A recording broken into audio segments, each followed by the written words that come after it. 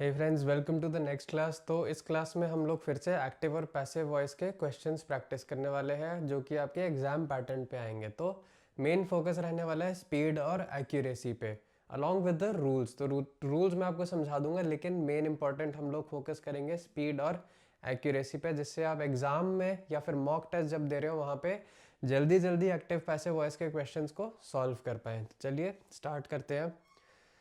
पहला सेंटेंस है the teacher explain the lesson clearly.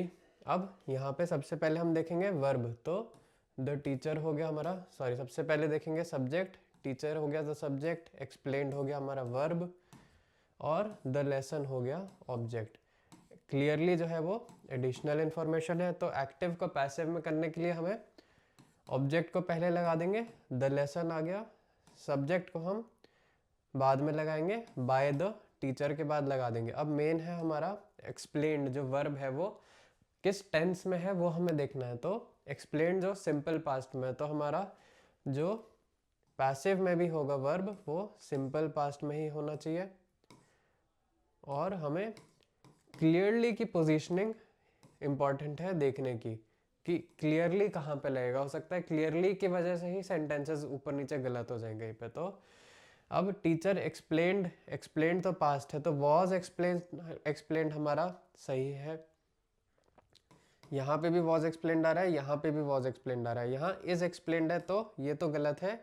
Explained अगर सिंपली लिखेंगे तो the teacher clearly explained the lesson, तो ये तो सेंटेंस ही गलत है क्योंकि हमें द लेसन पहले चाहिए। तो ये गलत हो गया, ये भी गलत हो गया। अब इन दोनों में वॉज एक्सप्लेन्ड आने लग गया है, लेकिन क्लियरली की जो पोजीशनिंग है वो इसमें सही है क्योंकि the teacher explain the lesson clearly. तो क्लियरली जो है वो एक्सप्लेन के बारे में बात कर रहे हैं, लेकिन यहाँ पे क्या है, सेंटेंस को ही क्लियरली से शुरू कर दिया है, जो कि एक गलत चीज़ है। ये वर्ब के बारे में बात करने वाला वर्ड है, इसलिए ये ऑप्शन भी गलत हो गया। The correct answer will be the lesson was explained clearly by the teacher. ठीक है, तो हमने क्या करा, तीन ऑप्शंस एलिमिनेट कर दिए और फोर्थ को हमने क्रॉस चेक कर लिया है। एक क्वेश्चन हमें इतनी ही जल्दी सॉल्व करना है। नेक्स्ट सेंटेंस है हमारा the letter was written by him yesterday. हमने क्या करा, सब्जेक्ट ढूंढा, the letter was written verb है, बाय हिम ऑब्जेक्ट है, येस्टरडे एडिशनल। अब देखिए मैं लिख रहा हूँ इसलिए मुझे टाइम ज़्यादा लग रहा है, लेकिन सिंपली हम सोच के कितनी तेज़ कर सकते हैं इस चीज़ को। तो अब हमें हिम का हक कर देंगे ही, द लेटर आ जाएगा आपका यहाँ पे, और येस्टरडे आपकी एडिशनल इंफॉर्मेशन। तो ऑब्जेक्ट को हम सब्जेक्ट बना देते हैं, पैसिव के सब्जेक्ट को हम ऑब्जेक्ट बना देते हैं। अब मेन आता है वर्ब देखने का। तो वर्ब हमारा क्या है, वॉज रिटन, पास्ट टेंस का वर्ब है, तो हमें पास्ट टेंस का ही वर्ब ढूंढना है ऑप्शन में से, बस इतना ही काम है। तो हैड रिटन पास्ट परफेक्ट हो गया, हैज़ रिटन ये भी प्रेजेंट परफेक्ट हो गया इसलिए गलत है। ही राइट्स सिंपल पर प्रेजेंट है इसलिए ये गलत है। रोट जो है सिंपल पास्ट है इसलिए ये सही हो जाएगा। तो ये तीन हमने एलिमिनेट कर दिए और सही ऑप्शन हमने चूज कर लिया। वॉज रिटन सिंपल पास्ट था इसलिए हमने सिंपल पास्ट वाला ऑप्शन सिलेक्ट कर लिया। सेंटेंस 3 हमारा है she is singing a beautiful song. Subject ले लिया, शी इज सिंगिंग हमने वर्ब ले लिया, और ब्यूटीफुल सॉन्ग हमने ऑब्जेक्ट ले लिया। अब एक्टिव से पैसिव में करना है हमने को, तो ऑब्जेक्ट को हम पहले लगा देंगे और ब्यूटीफुल सॉन्ग ले लिया। सब्जेक्ट को शी को हम कर देंगे हर, ये हमने देख लिया, शी हमारा बन जाता है हर। तो ये इतना तो हमने बना लिया। अब मेन है हमें वर्ब देखना है, इज सिंगिंग। तो इज सिंगिंग क्या है, प्रेजेंट कंटिन्यूअस है, तो हमारा जो पैसिव में भी वर्ब होगा वो भी प्रेजेंट कंटिन्यूअस में ही होना चाहिए। हैज़ संग प्रेजेंट परफेक्ट है इसलिए गलत है। हैज़ बीन संग ये भी परफेक्ट है इसलिए गलत है। इज बीइंग संग या फिर इज सिंगिंग।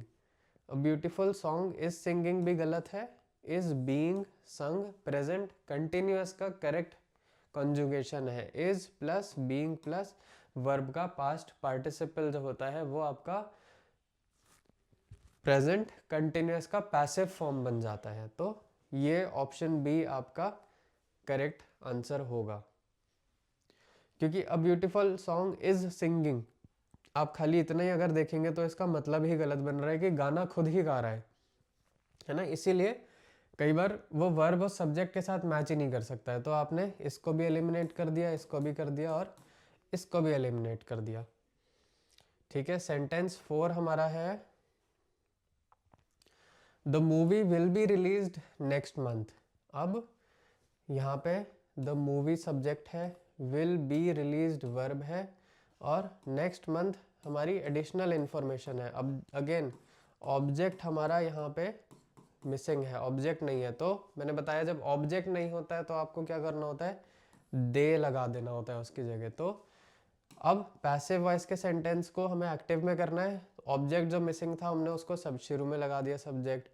द मूवी हमने ऑब्जेक्ट बना दिया और नेक्स्ट मंथ एडिशनल इंफॉर्मेशन हमने इसके बाद लगा दिया। ठीक है, तो इतना स्ट्रक्चर तो हमारा बन गया। मेन है हमारा वर्ब, विल बी रिलीज्ड मतलब फ्यूचर टेंस का वर्ब हमारे को ढूंढना है। तो अब हमारे को फ्यूचर वाला वर्ब जो होगा ना वो करेक्ट आंसर होगा। तो हैव रिलीज्ड प्रेजेंट परफेक्ट है, गलत है। रिलीज्ड पास्ट सिंपल पास्ट है इसलिए गलत है। रिलीज जो है सिंपल प्रेजेंट है इसलिए ये गलत है।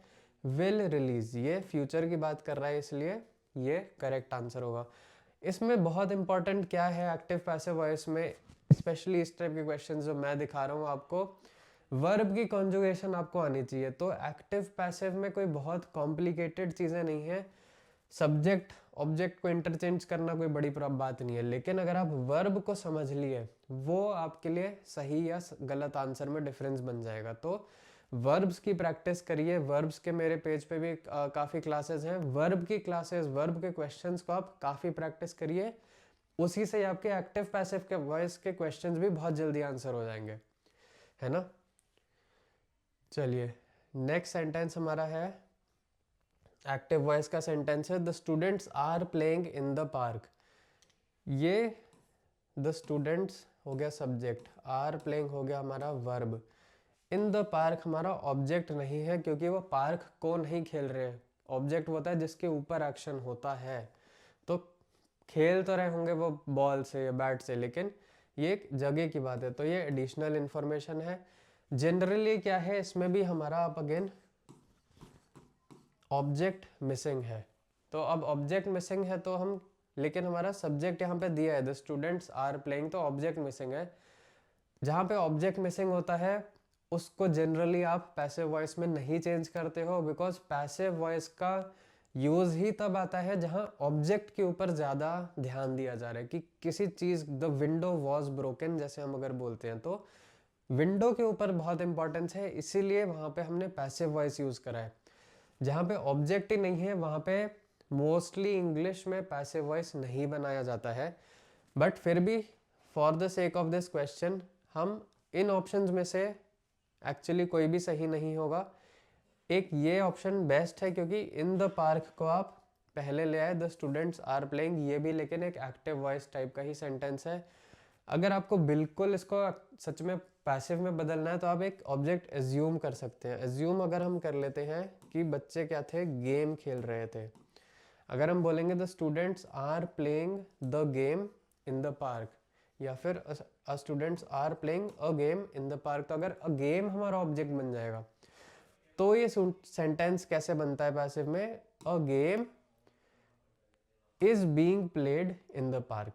तो इज बीइंग प्लेड हमारा वर्ब का टेंस करेक्ट है, ठीक है। वर्ब जो है वो आर प्लेइंग और इज बीइंग प्लेड करेक्ट है, लेकिन ऑब्जेक्ट में हमारा क्या होगा यहाँ पे, द पार्क की जगह आएगा the game is being played, in नहीं आएगा, बाय द स्टूडेंट्स, फिर एडिशनल इंफॉर्मेशन यहाँ आ जाएगी इन द पार्क। तो the game is being played by the students in the park ये होता है अगर आपके पास ऑब्जेक्ट हो दिया होता है सेंटेंस में तो, ठीक है। चलिए ये भी एक कॉम्प्लेक्स टाइप का सेंटेंस देखा हमने। सेंटेंस नंबर 6 है the house was built, passive voice का सेंटेंस है। द हाउस वॉज बिल्ट, तो द हाउस सब्जेक्ट हो गया, वॉज बिल्ट वर्ब हो गया, बाय के बाद जो आता है वो ऑब्जेक्ट होता है और ये एडिशनल इंफॉर्मेशन है। पैसिव से एक्टिव में करना है तो ऑब्जेक्ट को आप स्टार्टिंग में लगा देंगे, सब्जेक्ट को हम बाद में लगा देंगे और एडिशनल इन्फॉर्मेशन को हम एंड में लगाएंगे। मेन हमें देखना है वर्ब, तो वर्ब वॉज बिल्ट क्या है, सिंपल पास्ट है, तो हमें सिंपल पास्ट का ही वर्ब ढूंढ लेना है। विल क्या है, फ्यूचर है तो गलत है। हैव बिल्ट प्रेजेंट परफेक्ट है, गलत है। Build simple perfect simple present है, इसलिए गलत है। बिल्ड जो है सिंपल पास्ट है।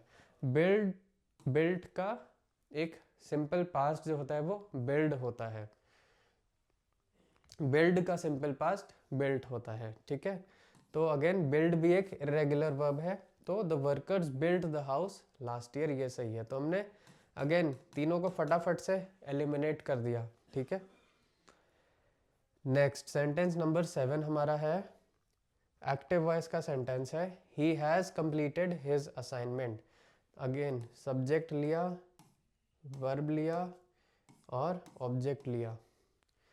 तो ऑब्जेक्ट को हमने पहले लगा दिया, हिज असाइनमेंट, ही को हम कर देंगे बाय हिम, ठीक है। तो इतना तो आपका हो गया। वर्ब क्या है, हैज़ कंप्लीटेड, प्रेजेंट परफेक्ट का वर्ब है ये। हैज़ कंप्लीटेड, तो हमें प्रेजेंट परफेक्ट का ही वर्ब ढूंढना है यहाँ से। इज कंप्लीटिंग क्या है, प्रेजेंट कंटिन्यूअस है, तो ये गलत है। वॉज कंप्लीटेड पास्ट सिंपल है, इसलिए गलत है।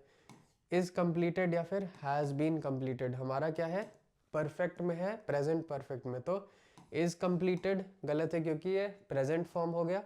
Has been completed present perfect का पैसिव फॉर्म है, इसलिए ये option A will be the right answer. Sentence number 8 हमारा है the food is being cooked by the chef in the kitchen, passive voice का सेंटेंस है। सब्जेक्ट है the food, is being cooked आपका verb है, द शेफ आपका object है, in the kitchen additional ज्ञान है आपका। अब इसको क्या करेंगे, द शेफ को पहले लगा देंगे, द फूड को बाद में लगा देंगे और एडिशनल इन्फॉर्मेशन को एंड में लगा देंगे। इतना तो सेट कर दिया। वर्ब क्या है हमारा, इज बीइंग कुक्ड, ये प्रेजेंट कंटिन्यूअस का फॉर्म है, तो हमारे को आंसर्स में भी प्रेजेंट कंटिन्यूअस को ही ढूंढ के लगाना है। हैज़ कुक्ड क्या है, प्रेजेंट परफेक्ट है, तो गलत है। कुक्ड क्या है, सिंपल पास्ट है, गलत है। कुक्स क्या है, सिंपल प्रेजेंट है, इसलिए गलत है। इज कुकिंग प्रेजेंट कंटिन्यूअस है, इसलिए ये करेक्ट आंसर होगा, ठीक है। तो फटाफट से आपने सब्जेक्ट और ऑब्जेक्ट को इंटरचेंज कर देना है और फिर बस वर्ब को निकाल लेना है कि कौन सा टेंस मैच कर रहा है आपका। चलिए सेंटेंस 9 देखते हैं। सेंटेंस 9 हमारा है एक्टिव वॉइस का सेंटेंस है, दे विल सेलिब्रेट, तो दे सब्जेक्ट है, विल सेलिब्रेट वर्ब है, द फेस्टिवल ऑब्जेक्ट है और टुमारो आपका एडिशनल ज्ञान हो गया। ऑब्जेक्ट को आप लगा देंगे पहले, दे का बना देंगे बाय देम और फिर एडिशनल इन्फॉर्मेशन। तो इतना स्ट्रक्चर तो अपना क्लियर है। नेक्स्ट क्या है, वर्ब, विल सेलिब्रेट मतलब फ्यूचर टेंस का वर्ब है, तो अपने को फ्यूचर का ही यहाँ पे ढूंढना होगा। और ये तो आर सेलिब्रेटिंग क्या है, प्रेजेंट कंटिन्यूअस है, इसलिए गलत है। Has been celebrated present perfect है, इसलिए गलत है। इज सेलिब्रेटेड सिंपल प्रेजेंट है, एक हैबिट की फैक्ट की बात कर रहा है, इसलिए गलत है। विल क्या है, फ्यूचर की बात करेगा, तो विल ये वाला ऑप्शन आपका करेक्ट है, ऑप्शन ए, ठीक है। तीनों एलिमिनेट करके हम सही जवाब पे पहुंच गए। सेंटेंस 10 क्या है, सेंटेंस 10 है the patient was examined by the doctor, passive voice का सेंटेंस है। द पेशेंट आपका सब्जेक्ट है, वॉज एग्जामिन्ड आपका वर्ब है, बाय के बाद जो आता है वो ऑब्जेक्ट है। तो पैसिव को एक्टिव में हमें कर देना है। ऑब्जेक्ट को हम लगा देंगे शुरू में, सब्जेक्ट को हम लगा देंगे एंड में। मेन हम देखना है वर्ब, तो वॉज एग्जामिन्ड सिंपल पास्ट का वर्ब है, तो हमारे को सिंपल पास्ट का वर्ब ढूंढ लेना है इसमें से जल्दी से। विल क्या है, फ्यूचर है, गलत है। हैज़ एग्जामिन्ड प्रेजेंट परफेक्ट है, गलत है। एग्जामिन्स सिंपल प्रेजेंट है, इसलिए गलत है। एग्जामिन्ड सिंपल पास्ट है, इसलिए ये सही है।